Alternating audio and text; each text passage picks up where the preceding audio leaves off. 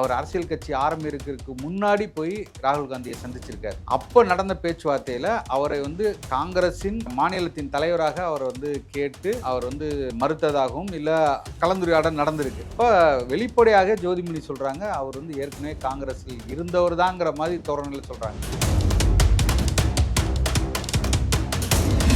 3% இந்த first time freshers இருப்பாங்களா, அதாவது ஒன்று இவர் பின்னாடி நிற்கிறோன்னு எப்படி கமலஹாசன் முன்னாடி இன்டெலக்சுவல்ஸ்னு சொன்ன கூட்டம் போட்டுச்சோ முதல் தேர்தலில், அதுக்கப்புறம் அவர் காணாம போனோன்னு எல்லாம் மாறிடுச்சோ, அதே போல இது வாய்ப்பு இருக்கே தவிர அதை தாண்டி ஒரு 1% கூட மேலே இருக்கான வாய்ப்பே இல்லை.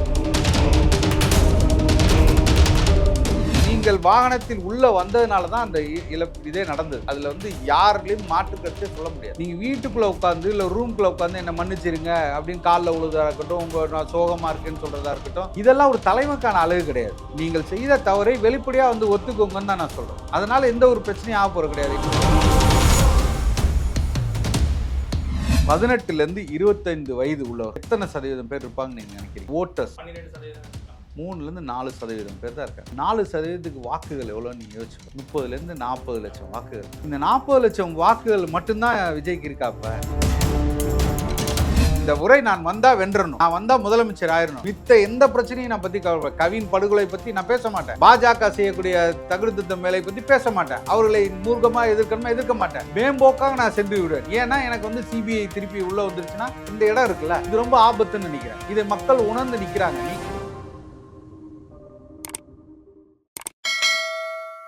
வணக்கம். வணக்கம். எஸ்ஐஆர் தொடர்பாக நிறைய விவாதங்கள் தொடங்கிடுச்சு. அது கிட்டத்தட்ட இந்த விவாதங்கள் தொடங்கிய 1 மாத காலம் ஆயிடுச்சு. விஜய் ஒரு வீடியோ போட்டு அதுக்கான விளக்கம் கொடுக்குறாரு, அதை எதிர்க்கிறேன் அப்படின்னு சொல்றாரு. உங்கள் கட்சியிலிருந்து தமிழ்நாடு முழுக்க அதுக்கு எதிராக போராட்டம் பண்ணுறாங்க. முதலமைச்சர் மு க ஸ்டாலின் அவர்கள் வீடியோ வெளியிட்டாரு, சீமான் அவர்கள் அதை பற்றி பேசிடுறாங்க. ஸோ இப்போ இந்த எஸ்ஐஆர் தொடர்பாக என்ன சிக்கலை நாம் தமிழர் கட்சி பார்க்குறாங்க?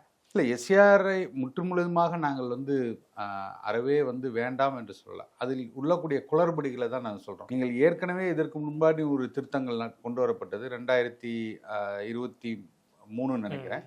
அப்போ நீங்கள் இந்த மாதிரி ஒரு இன்டென்சிவாக நீங்கள் போய் பண்ணல. அப்போ ஒரு நார்மலாக நீங்கள் இங்கே இருக்கக்கூடிய இறப்பு பர்த் யாரெல்லாம் இறந்துருக்காங்களோ அதை நீக்க வேண்டும். 2 வாக்குகளா இருக்கு, ஒருத்தருக்கு 2 வாக்குகள் இருக்கு அப்படிங்கும்போது அதை கண்டோன்னு அதை நீக்க வேண்டும். அதுல எந்த மாற்று கருத்துங்க. ஆனா இதுல ரொம்ப முக்கியமா பார்க்க வேண்டியது என்னன்னா, இங்கு உள்ள வாக்காளர்களை தாண்டி வட மாநிலத்திலிருந்து வரக்கூடிய வாக்காளர்களை நீங்கள் அங்கு நீக்கப்படாமலும் அங்கேயும் அவர்களுக்கு வாக்கு இருக்கு, இங்கேயும் அவர்களுக்கு வாக்குகளை சேர்க்கக்கூடிய இடத்துல வெகு வேகமாக இந்த வேலைகள் செய்யப்படுது. அதுவும் இல்லாம இன்னைக்கு கொடுக்கப்பட்டது பாத்தீங்கன்னா 1 மாத கால அவகாசத்துல இவ்வளவு வேகமாக இதை செய்ய வேண்டிய நோக்கம் என்ன? இதுதான் எங்களுக்கு பெரிய அச்சத்தை உண்டு. அப்ப இவ்வளவு வாக்குகளை நீங்கள் நீக்கிவிட்டு மறுபடியும் நீங்கள் அங்கு உள்ளவர்களை இங்க வாக்காளர்களாக சேர்த்தீர்கள் என்றால் இங்கு உள்ள நிலத்தின் அதிகாரமும் எல்லாம் இன்னொருத்தருக்கு அங்க போய் சேர ஆரம்பிக்கும். அப்ப அவனுக்கு என்னன்னா வாக்கை மட்டும்தான் இங்க செலுத்துற மாதிரி இருக்கும். அவனுக்கு இங்க யாரு அதிகாரத்தில் இருக்கிறா, இந்த மண்ணின் நிலைமை என்ன, இந்த மண்ணில் உள்ளக்கூடிய பிரச்சனைகள் என்ன, எதுவுமே தெரியாம அவன் வெற்றி பெறுவதாக ஒரு வாக்கை வைத்துக்கொண்டு அவன் ஒரு தேசிய கட்சிக்கோ இல்ல அவனை பிடிக்கக்கூடிய ஒரு கட்சிக்கோ வாக்களித்து விட்டு சென்று விடான்.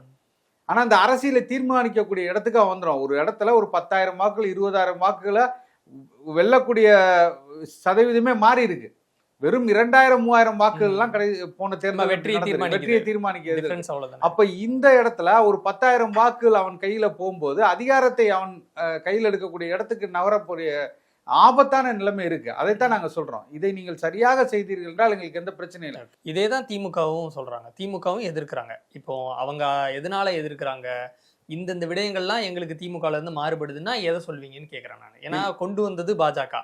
ஸோ அப்போ நம்ம எல்லாரும் எதிர்க்கணும். டிவிகேவா இருக்கட்டும், நீங்களா இருக்கட்டும், அதுல கொண்டு வந்தவங்களை குற்றம் சொல்றதை விட்டுட்டு அதுலேயும் நான் திமுக ஒரு நாடகம், திமுக எதிர்ப்பை நாங்கள் விரும்பல, எங்களையும் திமுகவையும் இந்த எதிர்ப்புல ஒரே கோட்டில் வைக்காதீங்கன்னு சொல்றீங்கல்ல. அதுவும் ஒரு மாநில கட்சி, நீங்களும் ஒரு மாநில கட்சி. ஏதாவது ஒரு சில நேரங்களில் மட்டும்தான் நீங்க ஒன்னா நிக்க போறீங்க. ஸோ ஒரு பொது நோக்கத்துக்காக ஒரே கோட்டில் நிற்கிறதுல என்ன பிரச்சனை? இது ஒரு நல்ல கேள்வி. நீங்க திமுக எப்போதுமே ஒரு சிக்கலான இது என்னன்னா, எந்த விஷயத்திலும் நேராக பாஜகவை மூர்க்கமாக எதிர்க்காது.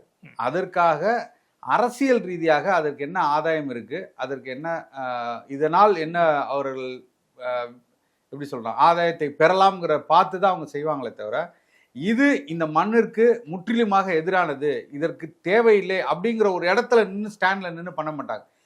அப்ப இது எந்த எந்த இடத்துல நீங்க நிக்கிறீங்கன்னு காட்டுதுல்ல. அப்போ நீங்க எஸ்ஐஆருங்கிறது வந்து வெளிப்படையாக வடநாட்டவர்களுக்கு இங்க வாக்குரிமை கொடுக்கறது தான் வருதுங்கிறது எல்லாத்துக்குமே தெரியுது. அந்த இடத்துல நீங்க ஏன் எதிர்ப்பை காட்ட மாட்டேங்கிறீங்க? உங்களோட எதிர்ப்பு ஏன் அந்த அந்த புள்ளியில நிக்க மாட்டேங்குது? அப்ப யார் வந்தாலும் இங்க வாக்களிக்கலாம், பிரச்சனை இல்லை, நீங்க ஏத்துக்கிறீங்களா? தமிழர்களை தாண்டி இந்த மண்ணில் ஆட்சி செய்யக்கூடிய அதிகாரத்தை எடுக்கக்கூடிய இடத்துக்கு இந்த எஸ்ஐஆர்னால் மிகப்பெரிய பேரழிவு வருங்கிறது இல்லைங்கிறீங்க, ஏத்துக்கிறீங்களா? அப்ப அதுல ஆபத்து இருக்கா இல்லையா? அதான் ஆபத்து இருக்கிறதுனாலதான் அவங்க அதை நீங்க எந்த இடத்துல சொல்லியிருக்கீங்க? என்ன சொல்ல வராங்கன்னா, இப்போ நீங்க சொல்றது ஒரு நல்ல ஆங்கிள், நீங்க சொல்றது புரியுது. இது வந்து நீங்க ரொம்ப காலமாவே சொல்லிட்டு இருக்கீங்க. வடமாநில தொழிலாளர்கள் வந்து ரொம்ப அதிக லெவல்ல வராங்க, இன்னர் லைன் பெர்மிட் வேணும், அவங்களுக்கு வாக்குரிமை கொடுத்துடக்கூடாது, ஏன்னா அவங்க வந்து 2 வருஷம் 5 வருஷத்துலேயே வாக்களிக்கிறது சரியில்லை. இதை நீங்க கண்டினியூஸா சொல்லிட்டு இருக்கீங்க. இப்போ இந்த எஸ்ஐஆரோட தொடர்பு படுத்தி அதுக்கும் இது வந்து ஒரு வலு சேர்க்கும் விதமாயிரும் சொல்றீங்க. இப்போ முதலமைச்சர் தரப்புல இருந்து என்ன சொல்றாங்க அப்படின்னா, இது வந்து ஒரு ஃபார்ம் கொடுக்குறாங்க, நாங்க திருத்த போறோம் அப்படிங்கிறாங்க. இது பேரே வந்து தீவிர திருத்தம் அப்படிங்கிற பேர்ல வருது. அந்த ஃபார்ம்ல சின்ன சின்ன மிஸ்டேக்ஸ் இருந்தா கூட உடனடியா கேன்சல் பண்ணிடுவாங்க, உங்களுக்கு வாக்கு இல்லைன்னு சொல்லிடுவாங்க. நமக்கு இருக்கிறதே வந்து ரொம்ப குறுகிய காலம். இதுக்குள்ள பாத்தீங்கன்னா ஒரு 6,32,00,000 பேருக்கு எப்படி பண்ணணும்னு ஒண்ணு இருக்குல்ல. சோ இந்த மாதிரியான விஷயங்களை அவங்க முன்வைக்கிறாங்க. இல்ல அது நான் ஏத்துக்கிறேன். நான் என்ன சொல்றேன்னா, அதுல வந்து பல குளறுபடிகள் இருக்கு. நீங்க இப்போ நீங்க வந்து நிறைய பேரை புதுசா சேர்த்தக்கூடாதுன்னு சொல்றீங்க. அவங்க என்ன சொல்றாங்க, இங்க இதே தமிழ் குடிமக்களா இருக்கக்கூடியவங்களுக்கு வாக்குகளை வந்து அவங்க குறைத்திடக்கூடாது, உனக்கு வாக்கு இல்ல. அதுதான் நான் சொல்றேன். எந்த இடத்துல நாங்கள் 2 பேருக்கும் நாங்கள் வைக்கக்கூடிய வாதங்கள் எந்த இடத்துல மாறுபடுதுன்னு கேட்டீங்களா? இந்த இடத்த அவங்க தொடவே இல்லைங்கிற. இல்ல நான் ஏன் சொல்றேன்னா, சீமான் அவர்களோட புகைப்படத்தை காமிச்சு சில வடமாநில தொழிலாளர்கள்கிட்ட இவர் யாரு அப்படின்னு ஒரு சேனல்ல கேட்டிருந்தாங்க. ஒரு சிலர் தெரியலன்னு சொல்றாங்க, ஒரு சிலர் வந்து இவரை தெரியுங்கிறாங்க. ஆனா அதுல வந்து ஒரு சிலர் வந்து எனக்கு தெரியும், இவர் நல்லா பேசுவாருன்னு சொல்றாங்க, என் கூட இருக்கிற தமிழ் கை வந்து இவரோட பேச்சை தான் கேட்டுட்டே இருப்பாருன்னு சொல்றாங்க. அவங்களும் உங்களை, நீங்க எல்லாருக்குமான அரசியல் தானே பண்றீங்க, யாருக்கு விரோதமா? நான் அதை தான் சொல்ல வரேன். உங்களுடைய வாக்காளர்களாவும் உங்க மாறலாம் தானே கேட்கிறேன். மாறலாம். ஆனால் நாங்க சொல்ல வர கருத்து புரிஞ்சுக்கல. நாங்க என்ன சொல்றோம்னா, இந்த ஊரில் நடக்கக்கூடிய அரசியலை மாற்றக்கூடிய இடத்துக்கு அவர்கள் அங்கிருந்து ஒரு வாக்காளர்களாக வரக்கூடாதுங்கிற. இங்கே பூர்வ காலமாக இருக்கிறதுல எங்களுக்கு பிரச்சனை இல்லை, அவர்கள் இந்த மண்ணை சார்ந்தவர்களாக மாறி விடுகிறார்கள், இங்கு உள்ள அதிகாரத்தில் அவங்க பங்கெடுக்கிறாங்க, அதுல பிரச்சனை இருக்கவங்க எல்லாம் பிரச்சனை இல்லை.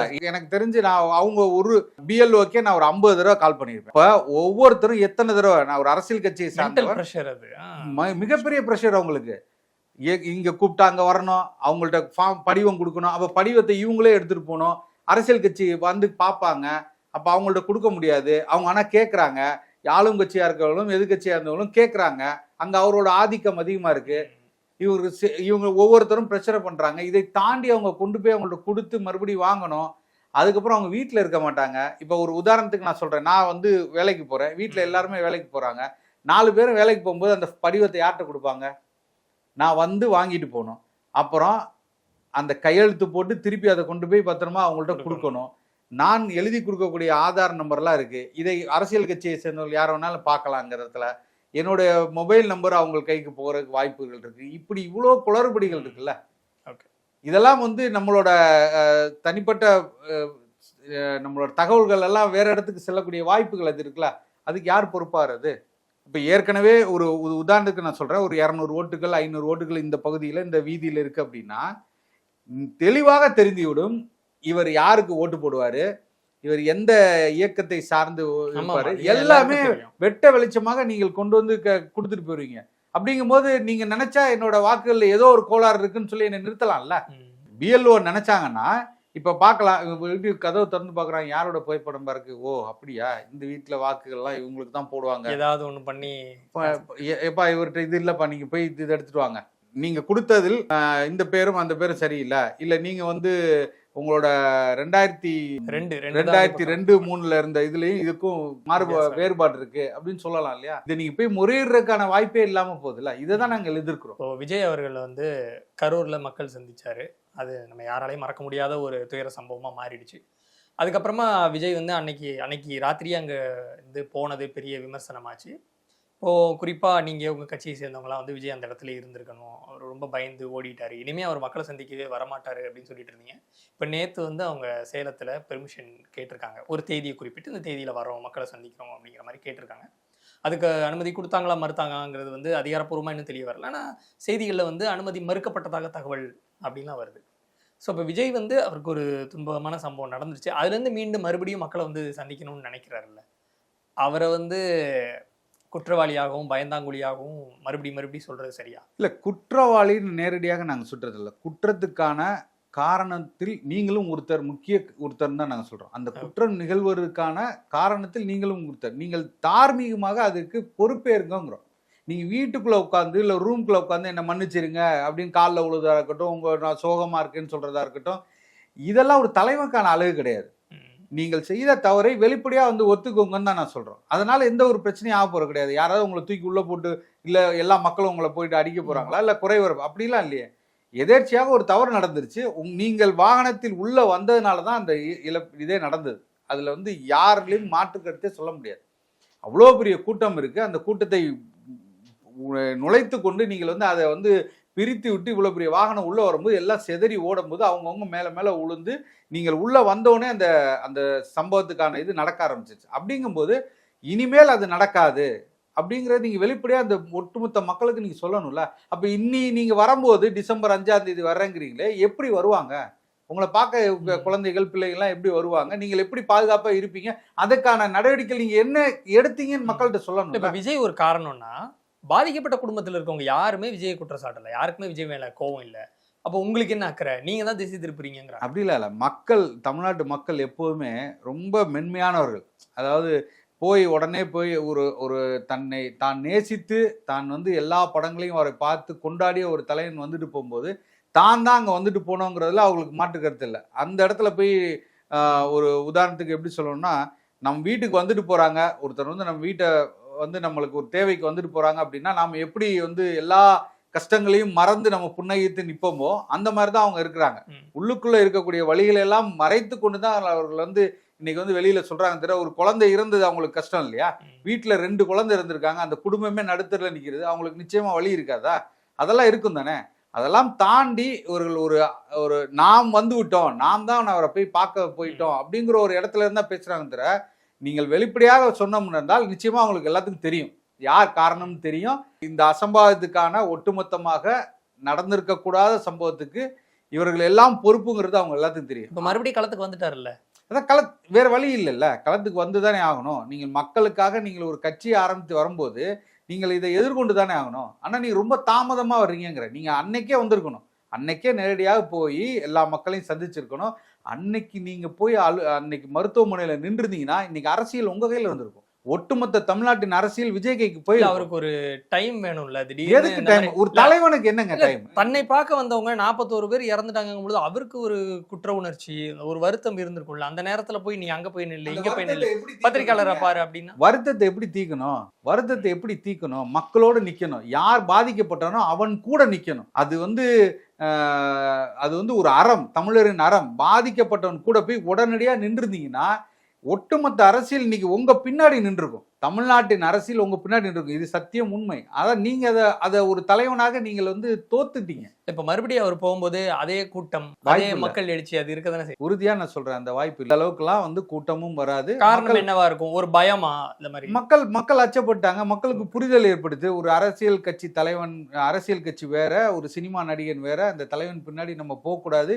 இந்த தலைவன் நமக்கானவன் அல்ல, இவன் வந்து ஒரு சினிமா நடிகர், அவ்வளவுதான். இதனால் பெரும் இழப்பை சந்திச்சிருக்கோம் அப்படிங்கிற புரிதல் இன்னைக்கு அவங்களுக்கு வந்திருக்கு. அதையும் தாண்டி அவர்கள் வந்தார்கள் என்றால் இல்லை, இப்போ அவரு காங்கிரஸ் எல்லாம் சேர்ந்து ஒரு மெகா கூட்டணி உருவாக்க போறாங்கிற மாதிரி பேச்சு வருது. ராகுல் காந்தியிட தனிப்பட்ட முறையில போன்ல பேசிட்டாரு.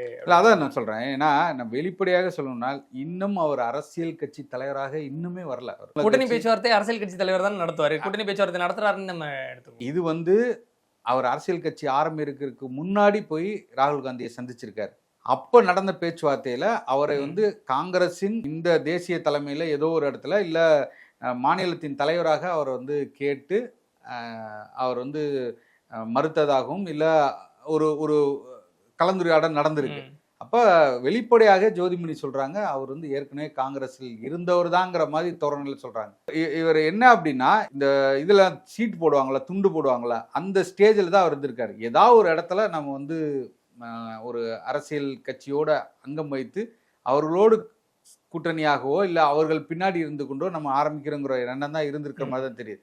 ஒரு தனித்துவமாக ஒரு கொள்கையாக இந்த மண்ணிற்காக இந்த சித்தாந்தத்தை உருவாக்கி நான் எல்லா இப்போ ஒரு உதாரணத்துக்கு தமிழ் தேசியம் பேசக்கூடிய அண்ணன் சீமானார்களும் நாம் தமிழர் கட்சியும் இதையும் தாண்டி ஒரு அரசியல் சித்தாந்தத்தை எடுத்து வைத்து இந்த மண்ணில் உள்ள மக்களையும் இந்த வளத்தையும் காக்கிறதுக்காக நான் அரசியலுக்கு வர்றேன், இவங்கெல்லாம் வேண்டாம், இவங்க செய்ததெல்லாம் சரியில்லை, இவர்களை விட நான் ஒரு புதிய சக்தியாக வர்றேன்னு சொல்லி வந்திருந்தாருன்னா இந்த அரசியல் வேற மாதிரி இருந்திருக்கும். அப்ப இவர் வந்து என்ன நோக்கத்துக்காக வர, ஏற்கனவே இங்க இருந்து பல குற்றச்சாட்டுகள் இருக்கக்கூடிய கட்சி கூட அவர் சேரக்கூடாது, அப்படி சேர்ந்தா அது ஈக்குவேஷனா ஒர்க் ஆகாதுங்கிறீங்களா? இல்ல ஒர்க் ஆகாது. இல்ல நீங்க எதுக்கு அதுக்கு, நீங்க எதுக்கு இன்னைக்கு திமுக இருக்கு, திமுகவுடன் இருக்கக்கூடிய கூட்டணி கட்சிகள்லாம் இவங்க எதுக்கு அங்க இருக்காங்க?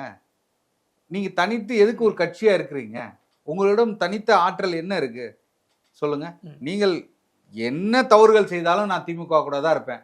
அவங்க எனக்கு சீட்டு கொடுத்தாலும் சரி, எனக்கு அதிக இடங்கள் கொடுத்தாலும் சரி, என் கொள்கை என் சித்தாந்தத்தில் எவ்வளவு சமரசம் நடந்தாலும் சரி, என் மக்களுக்காக நான் என்ன வாக்குறுதி கொடுத்தோனோ அதை செய்ய முடியாமல் இருந்தாலும் சரி, நான் உங்க கூட தான் இருப்பேன், சாஷ்டாகமா உளுந்து கிடப்பேன்னு ஒரு கட்சியெல்லாம் நிக்குது இல்ல. இதற்கும் விஜய் அவர்கள் கட்சிக்கும் என்ன வித்தியாசம்? ஒரு வித்தியாசம் இல்லையா? இப்போ நாம் தமிழர் கட்சி வந்து நாங்க கூட்டணி வைக்க மாட்டோம்னு சொல்லிட்டாங்க. ஆனா முன்னாடி வந்து சீமான் அவர்கள் பல இடத்துல குறிப்பிட்டது என்னன்னா, எங்களுடைய தலைமையை ஏற்றுக்கொண்டு சில கட்சிகள் வராங்கன்னா அதை பரிசீலனை செய்வோம், இறுதி முடிவு நாம் தமிழர் கட்சி தான் எடுப்பாங்க அப்படின்னு. ஆனா எந்த தேர்தலையுமே அதுக்கான பேச்சுவார்த்தை நடந்த மாதிரியே தெரியல. ஒரு சில சின்ன சின்ன கட்சிகளா இருக்கட்டும், இயக்கங்களா இருக்கட்டும், அவங்களே சீமானவர்களை சப்போர்ட் பண்ணணும்னு வந்தாலும் வேணாம்னு சொல்லிடுறாங்களா? ஏன்னா எல்லா பக்கமும் கூட்டணி, யாரு கூட்டணி வைப்பாங்க, எந்த கூட்டணி ஃபைனலைஸ் ஆகும், இந்த கூட்டணி உடையுமான்னு பேச்சுவார்த்தை நடந்துட்டு இருக்கு. ஆனா நீங்க வேட்பாளர்களை அறிவிச்சு போயிட்டு இருக்கீங்க. இப்போ அவ்வளோ பின்னாடி கூட்டணி வைக்கலாம் அப்படின்னு ஒரு நினைப்புக்கு ஒரு கட்சிக்கு இருந்தால், அதாவது இதே தேர்தலில் வேட்பாளரை அறிவிக்க முடியாது. ஏன்னா அந்த கூட்டணி சீட்டு பேரம் பேசணும், நெகோஷியேட் பண்ணுவாங்க, இந்த தொகுதி வேணும்னு கேட்பாங்க. அப்போ கன்ஃபார்மா நீங்க முடிவு எடுத்துட்டீங்க, 26லையும் தனித்து தான் போட்டீங்க. இப்போ உங்களை தலைமையில ஏத்துக்கிட்டு கூட சில கட்சிகள் இன்னுமே சில சின்ன கட்சிகளோ இயக்கங்களோ வரலையா, இல்ல அது வர வேணான்னு முடிவில் இருக்கு? இல்ல அப்படி இல்ல, ரொம்ப தெளிவாக கட்சி தொடங்கப்பட்ட நாள்ல இருந்து நாம் தமிழர் கட்சியின் கொள்கை கோட்பாடு இதுதான். தேசிய திராவிட கட்சிகளோட அதிமுக, திமுக, காங்கிரஸ், பாஜகவோட கூட்டணி கிடையாது அப்படின்றது. நீங்க சொல்ற மாதிரி ஒரு கட்சி எங்களை நோக்கி வர வேண்டும், எங்கள் தலைமையை ஏற்க வேண்டும், எங்கள் கொள்கை தத்துவத்தை ஏற்றுக்கொண்டு எங்களோடு பயணிக்க வேண்டும். அப்படியாப்பட்ட கட்சிகள் வரும்போது நாம் தமிழர் கட்சி என்றுமே அதை வந்து வேண்டாம் என்று சொல்லவில்லை, நாங்கள் வந்து நிராகரிக்கவில்லை. ஆனால் நாங்கள் எந்த உயரத்துக்கு செல்ல வேண்டும் எங்களுக்கு ஒரு இலக்கு இருக்குல்ல, அப்பதான் இதெல்லாம் சாத்தியமாகும். நீங்கள் வந்து இப்ப நீங்க சொல்றீங்க விஜய் கூட கூட்டணி போக, இன்னைக்கு ஏன் யாரும் விஜய் கூட கூட்டணி போல? இல்ல ஒரு அன்ப்ரூவனா இருக்கிறாரு. அப்ப நாம் தமிழர் கட்சி இன்னைக்கு 8.2% வாக்குகளை வைத்து தொடர்ச்சியாக தேர்தலில் வெற்றி ஒரு படியா ஏறி அந்த கிராஃப் இன்னும் அதிகமா தான் போகும். 26ல எங்களுக்கு கூட்டணியே வேணாங்கிற ரொம்ப உடைக்க முடியாத நம்பிக்கையோட அந்த இடத்தை நோக்கி 2026ல நாங்க வென்றுவோம். கொள்கை கோட்பாடு உள்வாங்கினது இல்லைன்னா அட்லீஸ்ட் ஒரு 1.5 இல்லைன்னா 2% இல்ல ஒரு 2.5% வரைக்கும் ஒரு இளைஞர்களோ இல்ல பொதுமக்களோ சீமான் அவர்கள் தனியா நிக்கிறாரு நம்ம போடுவோம் கொள்கை கோட்பாடை உள்வாங்காதவங்களும் போட்டிருப்பாங்கல்ல, அவங்க இப்ப எனக்கு விஜய் வந்துட்டாருப்பா பெட்டர் ஆப்ஷனா தெரியுறாருன்னு அங்க போயிடலாம். எந்த இடத்துல விஜய் வந்து நாம் தமிழரோட பெட்டர் ஆப்ஷன் நீங்க சொல்லணும்ல, அதனால விஜய் கிட்ட இருந்து நாம் தமிழர்ட்ட இருந்து விஜய் கிட்ட ஒரு வின்னிங் ஆப்ஷனா தெரிகிறாரோ? வின்னிங் ஆப்ஷன் ஏதாவது ஒரு ஸ்ட்ராட்டஜிக்கலா நீங்க சொல்லுங்க. யாராவது ஒருத்தர் இந்த தொகுதியில இல்ல இந்த கருத்துக்களுக்காக இந்த கரிஸ்மேட்டிக் இது இருக்கிறனால இவர் வந்து எல்லா இடத்துலயும் வென்றுவார் ஒரு இல்ல கரிஸ்மா வச்சு சொல்ல முடியாதுதான். அப்ப இது வந்து ஒரு ஸ்பெகுலேஷன் தான். ஊடகங்களும் எல்லாம் சேர்ந்து ஒரு பொய்யான ஒரு பிம்பத்தை, எப்படி கமலஹாசன் பின்னாடி எல்லாம் சேர்ந்து இவர் தான் அடுத்து வென்றுவார், இவர் வந்து மையம், எங்க போய் நிக்குது அந்த மையம்? கமலஹாசனோட இங்க வந்து நிறைய யங்ஸ்டர்ஸ் இருக்காங்க, கமலஹாசனுக்கு ரசிகர்கள் இருந்தாங்க. நீங்க ஒரு நான் புள்ளிவிவரம் மட்டும் சொல்றேன், நான் ஒரு புள்ளிவிவரம் மட்டும் சொல்றேன். 18ல இருந்து 25 வயது உள்ளவர் எத்தனை சதவீதம் பேர் இருப்பாங்கன்னு நீங்க நினைக்கிறீங்க? ஓட்டர்ஸ் சரியா தெரியல, ஒரு 12% எடுத்துக்கலாமா? 3ல இருந்து 4% பேர் தான் இருக்காங்க. 4%க்கு வாக்குகள் எவ்வளவு நீங்க யோசிச்சு, 30ல இருந்து 40 லட்சம் வாக்குகள். இந்த 40 லட்சம் வாக்குகள் மட்டும்தான் விஜய்க்கு இருக்காப்ப, அப்படி இருந்தாலே ஒரு 3% வாக்குகள் தான் வச்சுங்க, ஒரு தோராயமா நான் சொல்றேன். அப்ப அதுல இருந்து வரக்கூடிய வாக்குகள் வேற கட்சிகளுக்கு உங்களுக்கு கன்ஃபார்ம்டா ஓட்ஸ் இருக்கு, 8% எடுத்தாச்சு. அங்கீகரிக்கப்பட்ட கட்சியா மாறியாச்சு. நீங்க அப்ப எவ்வளவுதான் எடை போடுறீங்க விஜய்? நான் சொல்றதுதான் 3-5% அதிகபட்சம். நான் சொல்றது கரூர் இன்சிடென்ட்க்கு முன்னாடி சொன்னேன். நான் கரூர் இன்சிடென்ட்க்கு அப்புறமாக இவர்கள் செய்யக்கூடிய எல்லா தவறான விஷயங்களையும் பார்த்து இன்னும் அரசியல்படுத்தப்படாமல் இன்னும் ஒரு மேம்போக்காக வெறும் இந்த தேர்தலை மட்டுமே ஒட்டியான இவர்கள் இருக்குல்ல, அது ரொம்ப ஆபத்தா இருக்குன்னு நான் சொல்றேன். மத்த நேரம் ஒர்க் பண்றது இல்ல, வெறும் தேர்தலை மையப்படுத்தி இருக்காங்க. இந்த முறை நான் வந்தா வென்றணும், நான் வந்தா முதலமைச்சர் ஆயிரணும், மித்த எந்த பிரச்சனையும் நான் பத்தி கவின் படுகொலை பத்தி நான் பேச மாட்டேன். பாஜக செய்யக்கூடிய தகுதி திருத்தம் மேலை பத்தி பேச மாட்டேன். அவர்களை மூர்க்கமா எதிர்க்க மாட்டேன். மேம்போக்காக நான் சென்று விடுவேன். ஏன்னா எனக்கு சிபிஐ திருப்பி உள்ள வந்துருச்சுன்னா, என்னோட பிரச்சனைகளை கையில் எடுத்துருச்சுன்னா, இந்த இடம் இருக்குல்ல, இது ரொம்ப ஆபத்துன்னு நினைக்கிறேன். இதை மக்கள் உணர்ந்து நிக்கிறாங்க. நீங்கள் ஒரு தலைவனாக இறங்கி நீங்க வெளியில மக்களோட மக்களா நிக்கணும். எனக்கு இன்னொரு கருத்தை நான் சொல்லணும். ஜேம்ஸ் வசந்தன் இசையமைப்பாளர் சொல்லியிருக்காரு, ஒரு தலைவன் என்பவனுக்கு ஒரு 5 ஆண்டு காலங்கள் நீங்கள் வாய்ப்பு கொடுங்க. அவன் களத்தில் உங்களாக மக்களோடு நிக்கணும். நிற்கும் போது நீங்கள் அவனை 2 விதமா பிரிங்க. சினிமாவில் இருந்தவனாக இருக்கிறானா இன்னமுமே, இல்லை உங்களுக்காக மக்கள் தலைவனாக மாறி இருக்கிறான்னு இந்த டைம் பீரியட்ல பாருங்க. அதுக்கப்புறம் நீங்க முடிவு பண்ணுங்க, இவனுக்கு நான் வாக்களித்தால் நமக்கான களத்திலே 5 இயர்ஸ் கொடுங்கங்கறாங்க. ஓகே, வின் பண்ண வச்சு 5 இயர்ஸ் பார்க்க சொல்லலாம். களத்துல கிரவுண்ட்ல அவனை ஓட விடுங்க. அவன் உங்களாக வருகிறானா, உங்கள் கையை பிடித்து கொண்டு வருகிறானா, உங்கள் கரங்களுக்கு ஆதரவாக நிக்கிறானா, உங்கள் எல்லா பிரச்சனைகளுக்காகவும் உங்களுக்கு தோளோடு துணை நிற்கிறானா, அதற்கப்புறம் ஒரு தலைவனை நீங்க முடிவெடுங்கன்னு சொல்றாரு. இதுதான் உண்மை. இந்த இடத்தில் நீங்கள் பாருங்க, நீங்க அவர் என்ன செய்யறாரு, இல்ல நாளைக்கே படத்துக்கு ஷூட்டிங் போய் உட்காந்துடுறாரா, இல்ல ஏதோ ஒரு இன்சிடென்ட் நடந்தா 1 மாசம் வாய் தரமா மௌனமா உட்காந்துடுறாரா? அப்படி இருக்கும்போது எப்படி நடக்க முடியுது? அது வாய்ப்பே இல்லை. நீங்க 3% இந்த ஃபர்ஸ்ட் டைம் இந்த ஒரு ஃப்ரெஷர்ஸ் இருப்பாங்களா, ஏதாவது ஒன்று இவர் பின்னாடி நிற்கிறோன்னு, எப்படி கமலஹாசன் முன்னாடி இன்டெலெக்சுவல்ஸ்ன்னு சொன்ன கூட்டம் போட்டுச்சோ முதல் தேர்தலில், அதுக்கப்புறம் அவர் காணாம போனோன்னு எல்லாம் மாறிடுச்சோ, அதே போல இது வாய்ப்பு இருக்கே தவிர அதை தாண்டி ஒரு 1% கூட மேலே இருக்கான வாய்ப்பே கிடையாது. நன்றி. நன்றி.